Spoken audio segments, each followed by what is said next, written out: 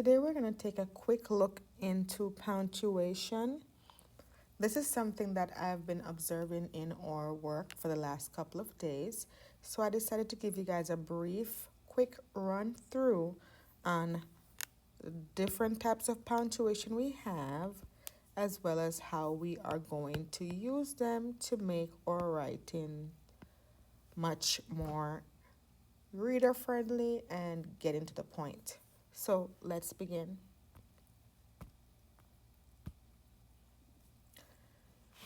This is a basic punctuation guide that I put together for you. So there are more punctuations out there, but these are the ones that we come through most often. My focus today will be on the terminal points, the pausing points, and the quotations. Now, I purposely placed them within these categories because I wanted you guys to see, one, that the termination points signals an end. These are usually found at the end of something, where it's going to be the end of a sentence, the end of a new paragraph, the end. It signals the end. Once you have any of these terminal points, the word that comes next would need to be in capital. Then we have the pausing points. The pausing points such as the comma, the semicolon, and the colon. We're also going to learn how to use these. How are we going to use this to be effective within our classroom? So we're going to look at the quotations as well. So once observing the quotation, what we're looking for ultimately is, when do we use a quotation mark? When do we use ellipses? And when do we use a bracket? So that's going to be our focus. So let's begin. These I will do in another video. The first one we're going to start out with is the period. Now, what is the period and how do we use it? What is its use? So the period is it ends a sentence. It's perhaps one of the easiest punctuation marks to master, and difficulty normally arises when you're mixing it with other punctuation marks, but ultimately it's the easiest one to use. What do I mean? If a sentence ends with a question mark or an exclamation point, the period is omitted. What do I mean? You don't need to use both. So, for example, Sandra is going to school today. It ends with a period. The sentence is complete. Or if it says, where is Sandra going? Because you have a question mark there, you do not need to put a period there because this ends with a stop. We're done.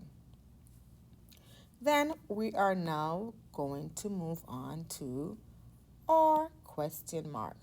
We like to ask a lot of questions, right, guys? So we're going to focus on the question mark.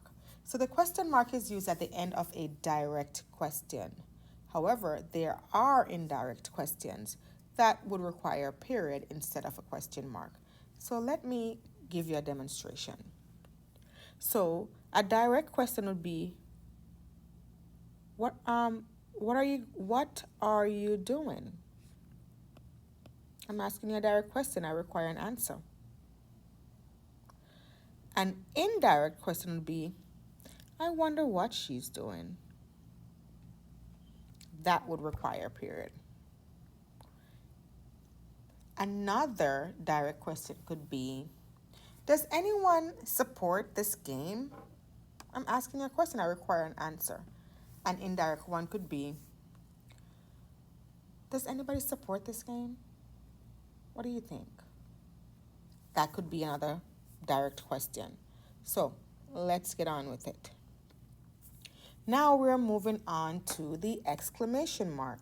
Now you know we are very colorful in the things that we say. So it says the exclamation mark shows emotion or a strong feeling. You guys know what I'm talking about. It's usually at the end of a sentence. Some writers tend to use both, but when you're using an exclamation mark, like anything that comes behind, it's really not necessary. This is what I mean. What if I was going to ask, what what in the world is happening here? I'm like, what is going on? I'm in shock. So if I should say, what in the world is happening here? Like, that's an exclamation. Like, I'm genuinely saying, what is going on? What are you doing? So my tone has changed. And it says it shows emotion or a strong feeling. I want to know, what are you doing? So I am exclaiming my point. But then we often focus on commas. So now we're going to move on to a comma. When focused on a comma, it says a comma might be the most troublesome punctuation mark. When do I use it? When do I not use it? But remember, we said a comma indicates a pause. So when we're talking, we normally stop to breathe. Imagine if you had a sentence that had no commas whatsoever, no pause point. You'd be reading on and on and on and on until you basically run out of breath. So a comma suggests a pause point. It gives you an idea of, where am I pausing? Do I need to pause now? Have I said too much? It's time to take a break. A pause point. Commas can be used with numbers. Commas can be used behind somebody's degree, but we're just going to focus on this. Now, it says, having finally arrived in town, pause, we went shopping, period. Listen to this sentence without the comma. Having finally arrived in town, we went shopping. It just one sentence ran into the other. So we're going to pause and then we continue. As I was saying before, sometimes we use commas in numbers. Like if I said, I sold 1,238 apples this week, I'm going to put a comma to separate the thousands from the hundred bracket. And that's just another way we can use commas. Let's get into it. So after we've reviewed that, remember a comma, a semicolon, and a colon, they indicate pause points. So then we come across a semicolon. It says a semicolon is sometimes described as a stronger than a comma, but it's weaker than a period. In certain uses, this is reasonably accurate because there are more ways that you can use your semicolon. Let's get into it. It says, when you use a semicolon in place of a period, you separate two sentences where the conjunction has been left off.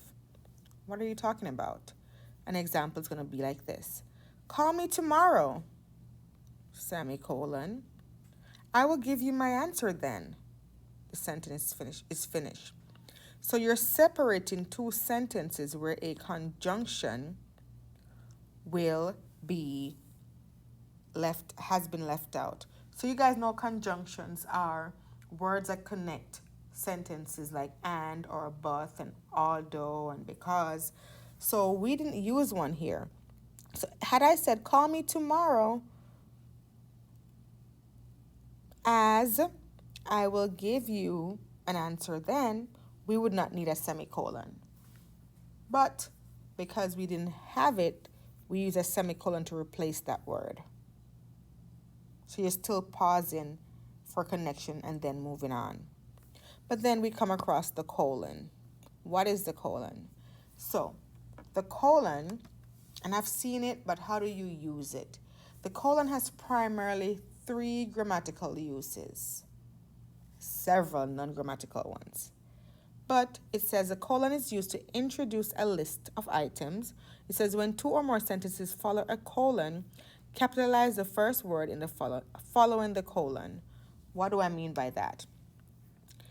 It says here, that I have very little time to learn the language, colon, my new job, so it says we're going to follow it by, let me open this more, my new job,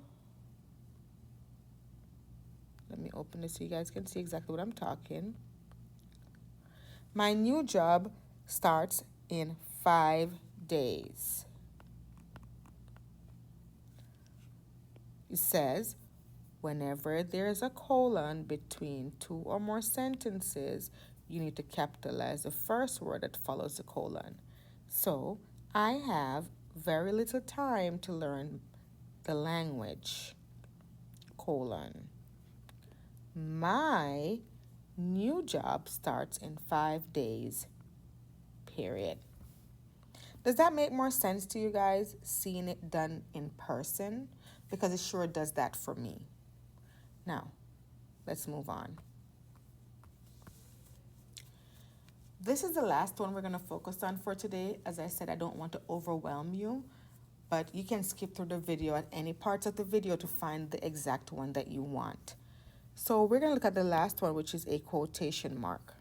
It says quotation marks are primarily used to indicate material that had been reproduced word for word as some other important uses. Now remember when I said to you guys that when you're using a text and you need to give me evidence, you have to use quotation marks to tell me about the information you borrowed from the text so that I know it's yours.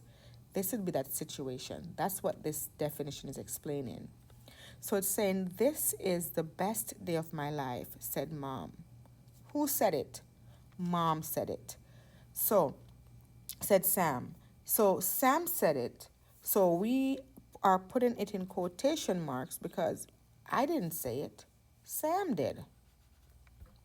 So if I should say to you, who said that? You're going to say Sam did. So because Sam said that, we need to give Sam credit for what he said. So you put it in quotation marks. Now, as I said, I'm not going to overwhelm you by going through all of these at the same time. However, I will leave some for another day that we will go through it possibly another time. So let me review.